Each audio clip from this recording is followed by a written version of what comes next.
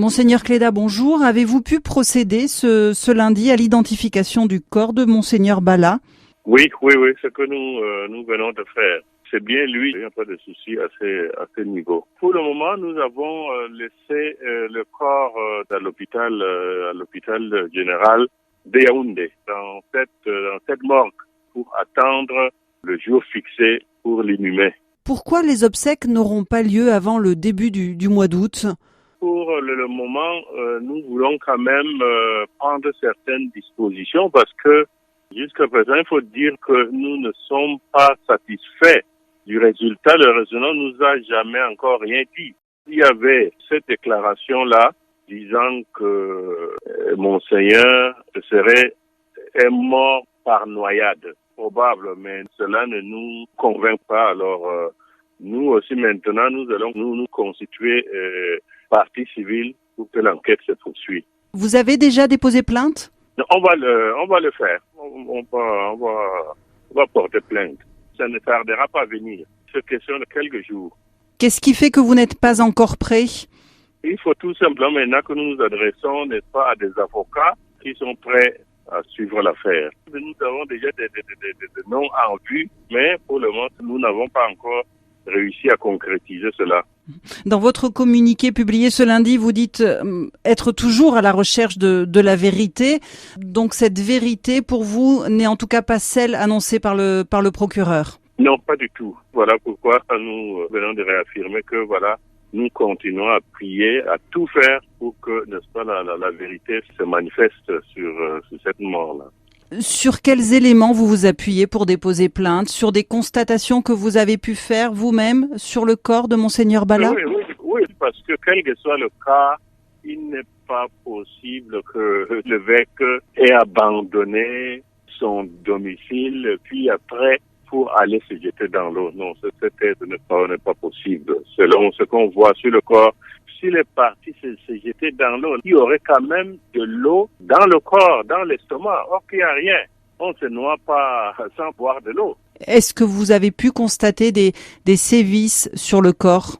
Oui, nous avons constaté des sévices. Le jour même où on a retiré le corps, on voit visiblement que voilà, c'est un assassinat. Il y a eu de violence sur la personne. Il porte encore des traces de violence. Oui, ça portait vraiment des marques de violence, oui, sur le corps.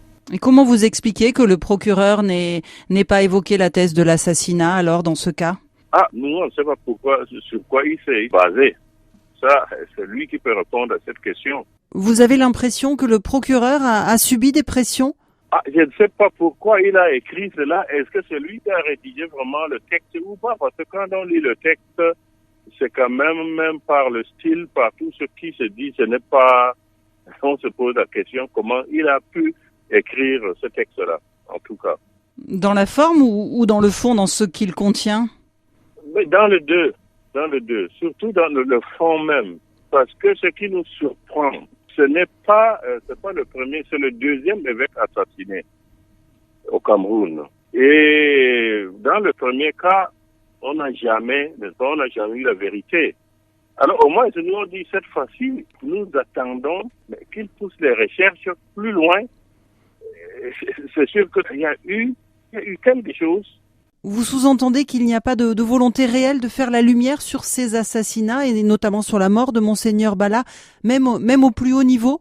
C'est ça qui nous étonne un peu. Même normalement, on se serait attendu que le pouvoir lui-même invite ou appelle à faire à ce que la lumière soit faite sur cette affaire, c'est cette mort suspecte.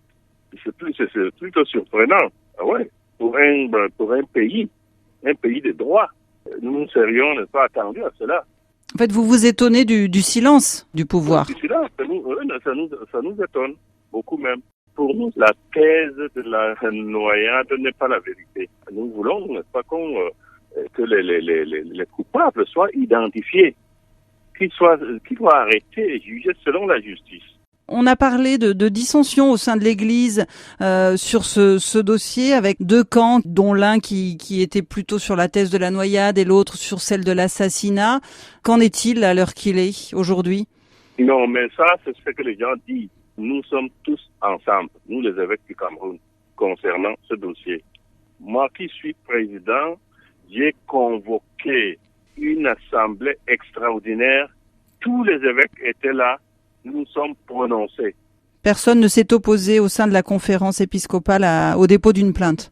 Non. Nous l'avons encore décidé cela ensemble.